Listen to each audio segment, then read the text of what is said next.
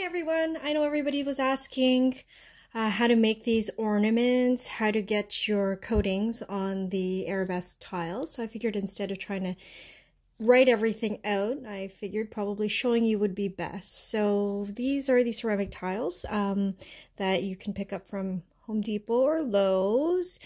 These ones are 4 inches by 3.5, so they're good size. They fit really nicely, great for the ornaments. Okay, so let's get started. Move those aside. So it's a good idea to make sure that you have all your items ready.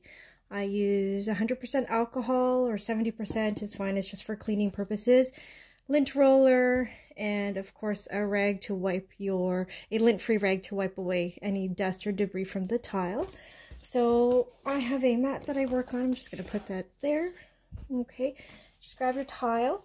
Okay, now it's important that everybody does a template, because every tile, depending on where you get it, is going to have a different shape or size. So even buying an SVG, you probably have to size it. So what I do with any of my items is I actually make a template using either Design Space or Silhouette Studio. Pretty easy. It's kind of like doing, you're just going to trace, what you're going to do is trace your pattern out with a Sharpie marker onto a piece of paper. Scan it if you can, or take a picture of it, and with your cell phone, load it onto your software, and then just cut your image out. And then what I do is I cut my image out, then I actually run a sample. So this is my sample, and just make sure everything fits properly. That'll make your life a lot easier. So we're going to do the lamination process. This is why we need the sample, and also for the placement of the photos or the whatever you're going to sublimate onto your tile. So once you've done that template and you know everything is good, size covers everything. Even if you're a little over, that's okay, because we can cut the excess. What you're going to do is get your cutting machine to cut lamination paper. So I just used a no-name brand thermal lamination paper. You can buy them relatively cheap. When I cut it through my cutter, I have a Cricut. I actually cut with the frosted side faced up, and because this is important that this doesn't get destroyed by your sticky mats. So the frosted side up, you get it to cut. You can fit 4 of this size tile onto one sheet. So you can make quite a number with a package of those lamination sheets, depending on how many you have to do.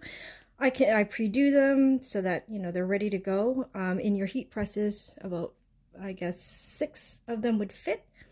And yeah, so before you pop them in your heat press, when you're doing all that, so my heat press takes quite a bit of time to warm up, so I turn that on right off the hop, and then while I'm prepping everything, it's warming up.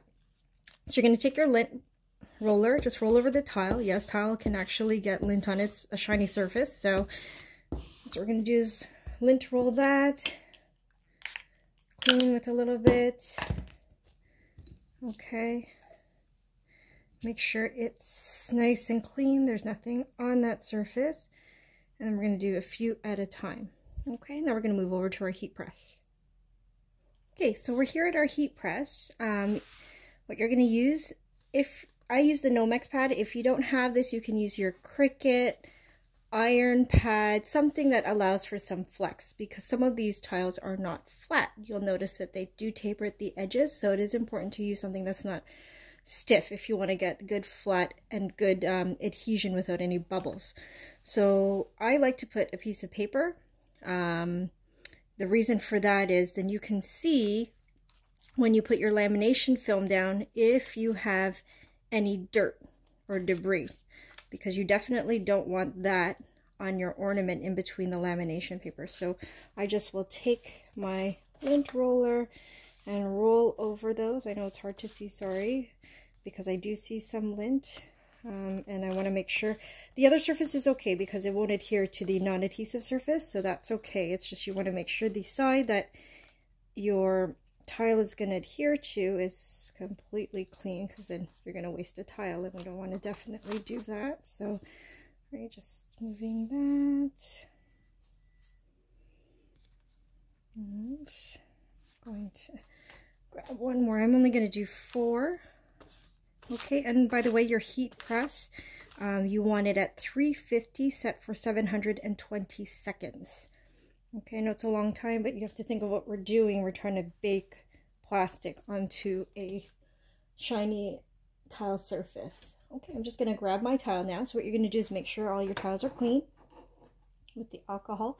And you're going to actually take your tile and you're going to face it down. So it's kind of the opposite of what we do with sublimating clothing. Okay, so try to make sure that you have it completely covered. That's why I actually do a offset when I do my stencil of just a little bit, so that my template is a bit bigger than the actual tile. Okay, I'm gonna line those up, and then after you line them up, you're gonna put some butcher paper, parchment paper, whatever you normally use when you're doing your other sublimation.